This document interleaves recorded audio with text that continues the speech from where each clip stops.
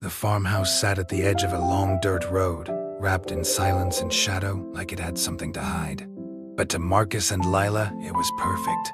They arrived in late spring, laughter spilling out of the truck as they unloaded their lives onto the creaking wooden porch. The air smelled of wildflowers and old timber, and the house, despite its age, felt warm, almost welcoming. They were deeply in love, a kind of love that made everything else disappear. Days were filled with fixing up the place, painting walls, restoring cabinets, dancing in the kitchen with music echoing through the empty rooms. Nights were theirs alone, candlelight, soft whispers, tangled sheets. They couldn't keep their hands off each other.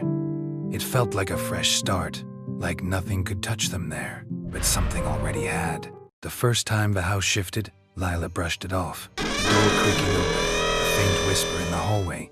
The feeling of being watched when she was alone. Old houses settle, Marcus said, kissing her forehead. It's just noise. She wanted to believe that, until the night everything changed.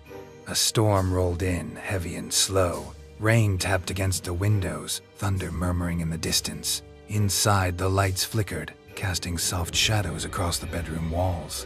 Marcus pulled Lila close, his hands tracing familiar paths, his voice low and warm. "You're all I've been thinking about today." She smiled, breath catching as he kissed her neck. Then stopped thinking. The world outside faded.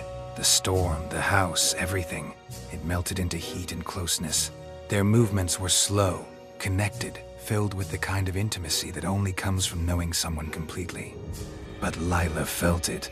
A shift, a chill. Her eyes flickered open, and she froze.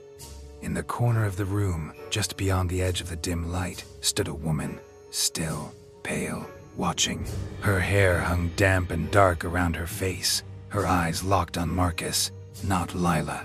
Never Lila. Marcus didn't notice. He was lost in the moment, unaware of the presence that had invaded it. Lila's breath hitched. Marcus. But the woman smiled. Not kindly, possessively.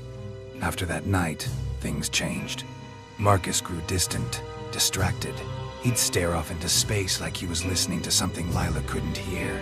Sometimes he'd smile faintly, like someone had just whispered something sweet in his ear. And at night, he'd turn toward the corner of the room, even in his sleep. Lila started seeing her more often, in reflections, in doorways, standing just behind Marcus when he wasn't looking. The woman's gaze was always the same, hungry, fixated, jealous.